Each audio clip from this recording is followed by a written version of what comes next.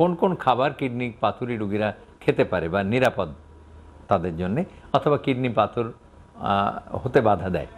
হতে বাধা দেওয়ার মতন কোনো খাবার এখনও পর্যন্ত নেই। সব খাবারের মধ্যেই, বিশেষ করে সবজির মধ্যে কিছু না কিছু অক্সালেট আছে।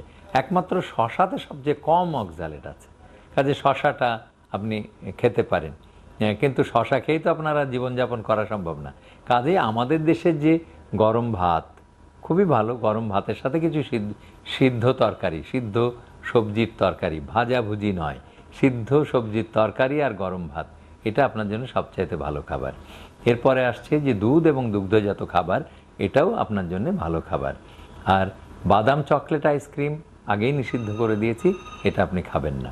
কিন্তু দুধ এবং দুগ্ধজাত কিছু, 1 গ্লাস দুধ আপনি খেতে পারেন, ডিম খেতে পারেন, আর মানে মাছ, যেটা মিঠা পানির মাছ, সেটা খেতে পারেন। কারণ সামুদ্রিক মাছ, সেখানে ইউরিক অ্যাসিড বা সামুদ্রিক মাছ এবং সমুদ্র থেকে যেসব খাবার তৈরি হয় সবগুলির মধ্যেই ইউরিক অ্যাসিড বাড়বার একটা প্রবণতা আছে।